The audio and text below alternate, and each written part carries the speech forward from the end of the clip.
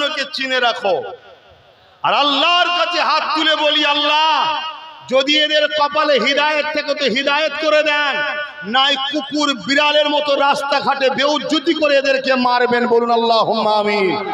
আরো জোরে বলুন আল্লাহুম্মা আমিন।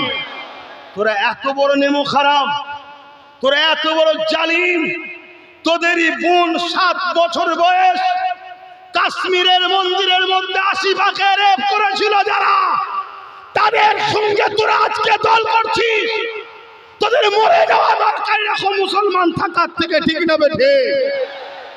এখনো সময় আছে। আল্লাহ যদি হিদায়েত কপালে থাকে পরিবর্তন হোক, আর যদি পরিবর্তন না থাকে আল্লাহ এদেরকে এমন জটিল জটিল বিমার দাও, এরা যেন ওই বিমারে এজিদের মতো তরপে তরপে মরে। বলুন আল্লাহুম্মা আমিন। আর আজকে এই এলাকার মতো জায়গায় এখনো মুসলমান কেস খেতে হবে। কথা বলুন, এখনো মুসলমানকে কেস খেতে হবে, এখনো মুসলমানকে কেস খেতে হচ্ছে। কেন? একদল গাদ্দার গেলেও আর একদল গাদ্দার উঠেছে আবার, সেই মুসলমান। কি গো, আমার কথাই কষ্ট হচ্ছে নাকি না ভয় লাগছে? ভয় যারা লাগে তারা আব্বাস সিদ্দিকীর সঙ্গে থেকে লাভ নেই। কথা বুঝে আসছে না? নয়, যাদের ভয় লাগবে তারা আমার সঙ্গে থেকে লাভ নাই। কারণ আগামী দিন বিশাল বড় যুদ্ধ হবে। সেই যুদ্ধে একদিকে থাকবে চোর, বাটপার, খুনি, ধর্ষক, সন্ত্রাস, জালিম, অত্যাচারী, সমাজ বিরোধী, মানবতা বিরোধী একদিকে থাকবে, আর একদিকে থাকবে মুস্তাফার গোলামরা। জোরে বলুন সুবহানাল্লাহ, আরো জোরে বলুন সুবহানাল্লাহ। তাদের মিশন হবে মানবতার জন্য, গরিবের জন্য, ইনসাফের জন্য, ইনসানিয়তের জন্য, আল্লাহর জমিনের উপরে অন্যায়কে মিটিয়ে আবার ইমাম মেহেদী আলাইহিস সালামের দ্বারা এই জমিনে শান্তি প্রতিষ্ঠিত করা। জোরে বলুন সুবহানাল্লাহ। সেই লড়াই লড়বেন না আপনারা? ইমাম মেহেদীর দিকে থাকবেন না দাজ্জালের দিকে? মুখে তো বলছেন ঠিকই, যারা সামান্য পদ ও পয়সার জন্য আজকের দাজ্জালদের চালাই যায়, চালার সাথে যায়, মনে হয় সেদিন তারা ইমাম মেহেদীর সাথে থাকবে? তাহলে কি ইমাম মেহেদী সাল্লাল্লাহু আলাইহি হেরে যাবে নাকি? আমি প্রথমেই বললাম চিটে গুলো বার করে নিচ্ছে, বিজয় তো আমাদেরই হবে। কারবালা শুরু করেছিল আমার হুসাইন পাক, কারবালার আখেরি ময়দানটা হবে ইমাম হুসাইন পাকের আওলাদ, হুজুরের খুনের সন্তান ইমাম মেহেদী আলাইহিস সালামের নেতৃত্বে আখেরি ময়দানে বিজয়টা আমাদেরই হবে। এ যুবকেরা, তরুণেরা, ইমাম হুসাইন পাকের লড়াইটা ছিল কিসের? সন্ত্রাসের বিরুদ্ধে, জালিম স্বৈরাচারী শাসকের বিরুদ্ধে, অত্যাচারীর বিরুদ্ধে, সারাবি পাপিষ্ট এজিদের বিরুদ্ধে লড়াই ছিল। ইমাম হুসাইন পাকের গদি দখলের লড়াই ছিল না, এজিদ ছিল অত্যাচারী, জালিম, পাপী, পাপিষ্ট। তাই ইমাম হুসাইন পাক তার বিরোধী লড়াই করেছিল। এই লড়াই শুরু করেছে কারবালার ময়দান থেকে। এই লড়াই যুগে যুগে চলতেছে। একদিকে এজিদি মুসলমানরা এজিদের সাথ দিচ্ছে, আর একদিকে হুসাইনিরা হুসাইন পাকের মিশনকে টেনে টেনে টেনে টেনে নিয়ে যাচ্ছে। ইনসাফকে জিন্দা রেখেছে, ইনসানিয়াতকে জিন্দা রেখেছে, গরিবের পক্ষে আওয়াজ তুলছে, এতিমের পক্ষে আওয়াজ তুলছে, বিধবার পক্ষে আওয়াজ তুলছে, মুসলিমের পক্ষে আওয়াজ তুলছে। এই যুবকেরা শুনে রেখে দাও, যারা গরিবের পক্ষে, মুসলিমের পক্ষে, এতিমের পক্ষে আওয়াজ তোলে, অন্যায় বিরুদ্ধে যারা লড়াই করে, এরা হলো ইমামে হুসাইন পাকের পক্ষে।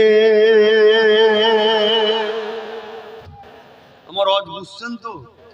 এই ওয়াজ শুনেছেন কখনো? বলবেন তো? তো অবাক হয়ে যাচ্ছেন না তো? হ্যাঁ, ইমাম হুসাইন পাক লড়াইটা কি করার জন্য করেছিল? এই জন্যই তো। হ্যাঁ, আমার নওজওয়ানেরা, তরুণেরা, এ নবী পাকের প্রেমিকেরা, আল্লাহ পাক তোমাকে আমাকে পরীক্ষা নেবে। যেমন মুসা সাল্লামকে পরীক্ষা নিয়েছে, তিনার উম্মতদেরকে পরীক্ষা নিয়েছে। যেমন ইব্রাহিম আলাইহিস সালামকে পরীক্ষা নিয়েছে, তিনার উম্মতদের পরীক্ষা নিয়েছে। যেমন হযরতে হুসাইন পাককে পরীক্ষা নিয়েছে, তেমন যুগে যুগে যুগে যুগে আল্লাহ পাক পরীক্ষা নিয়েছে।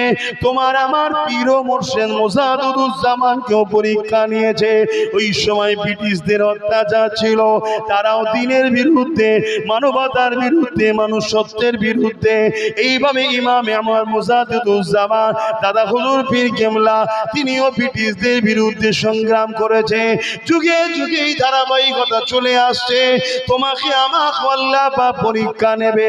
এই পরীক্ষায় তোমাকে আমাকে মজবুতির সাথে, ধৈর্যের সাথে, আল্লাহ যেদিকে খুশি, রাসূল যেদিকে গেলে খুশি, ওই দিকে তোমাকে আমাকে থাকতে হবে।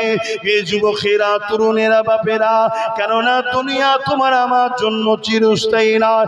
দুনিয়া যদি তুমি আমি ভুল পথে চলে যায়, আখিরাত তোমার আমার ধ্বংস হয়ে যাবে। এ আজকে সতর্ক করে দিয়ে বলে যায়, মুসাইলামাতুল কাজ্জাবকে যখন হযরত আবু বকর সিদ্দিক বুঝাতে লেগেছে, মুসাইলামাতুল কাজ্জাব আবু বকর সিদ্দিকের কথাকে কোনো গুরুত্ব দিচ্ছে না। কেননা মুসাইলামাতুল কাজ্জাব দেখছে আবু বকরের দিকে মাত্র 10,000, আমার দিকে 90,000 রয়েছে। এই জন্য মুসাইলামাতুল কাজ্জাব সে চিন্তা করে নিল এই সুযোগে আবু বকর ও তার বাহিনীকে মেরে শেষ করে দিতে হবে। এই ইশারা করে দিল। আচমকা সাহাবাদের উপরে মুসাইলামাতুল কাজ্জাবের বাহিনী হামলা করে দিল। যখনই হামলা করে দিল, আচমকা কিছু সাহাবা ভাইরা শহীদ হয়ে গেলে, কিছু ভাইরা আঘাত পেয়ে গেলে। হযরত আবু বকর সিদ্দিকের দিক থেকে আবার আওয়াজ দিয়ে বললে, এ নবী, সাহাবারা ডিফেন্স করো। যেমন জুলুম করা ইসলামে হারাম, জানকে বাঁচানো ইসলামে ফরজ, এই ডিফেন্স শুরু করো। যখনই সাহাবারা ডিফেন্সে নেমে গেল, একদিকে 90,000 আর একদিকে 10,000, আবার আচমকা হামলা করে 10,000-এর কিছু সংখ্যা শহীদ হয়ে গেছে। এরপর আল্লাহ বিজয় আমার নবীর সাহাবাদেরকে দিয়েছিলেন। আরো জোরে বলুন সুবহান।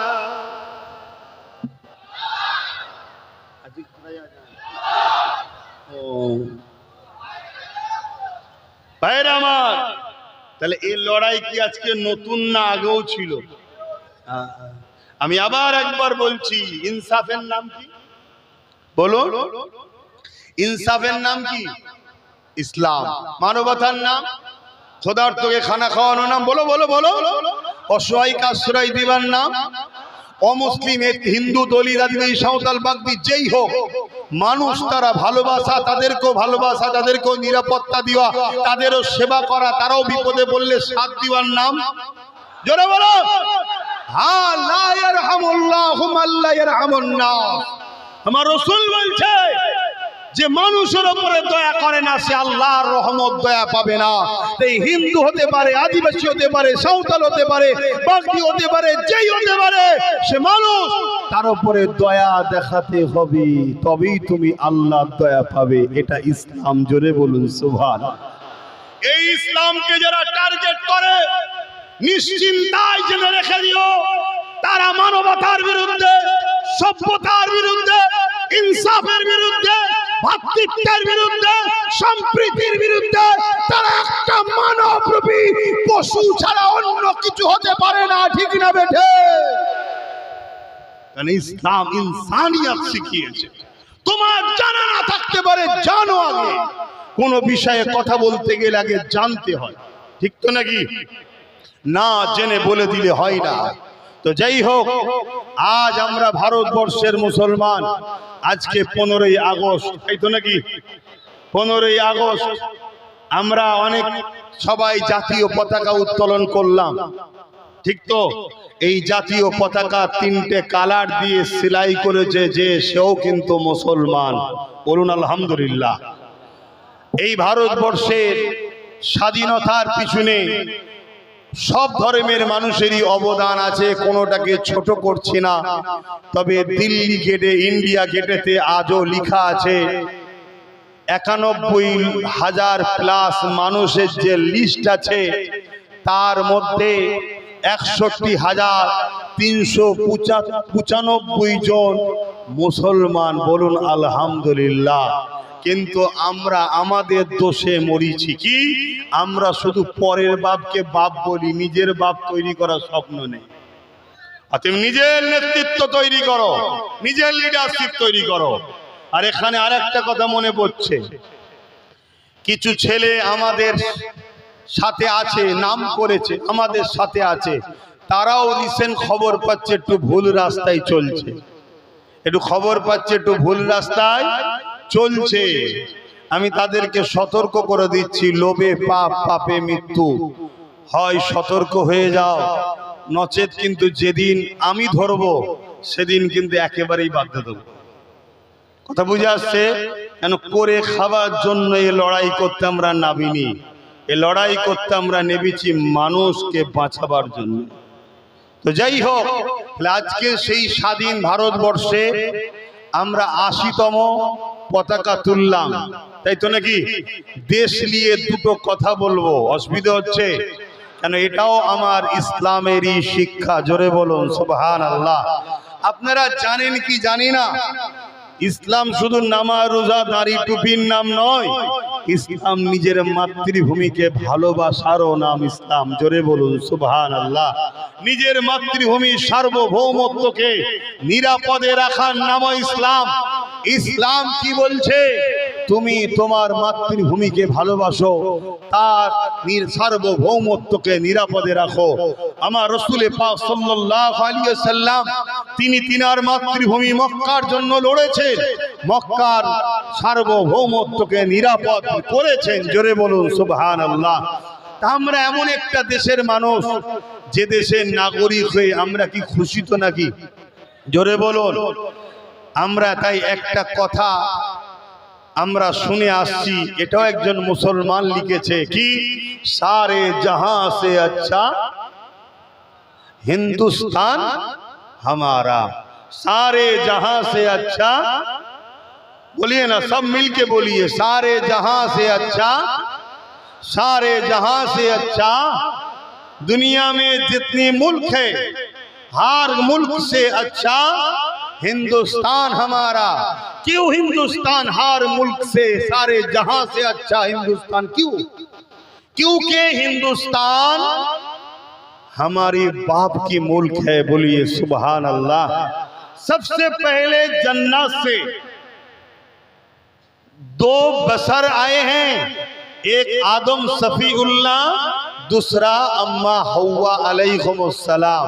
তো প্রথম যে মানুষটা জান্নাত থেকে এসেছে, ওই মানুষটা এসেছিল আমাদের দেশে হিন্দুস্তানে। জোরে বলুন সুবহানাল্লাহ।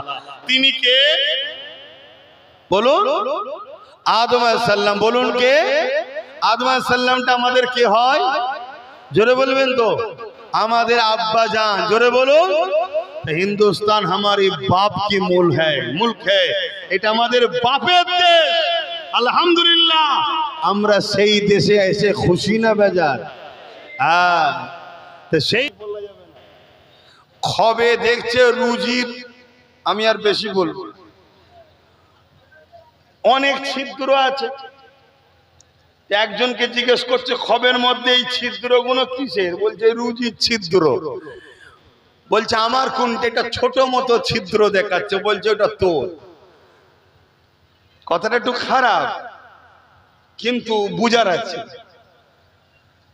তো বলছে আমারটা তো ছোট কেন? বলছে আগুন দিয়ে বড় করলে।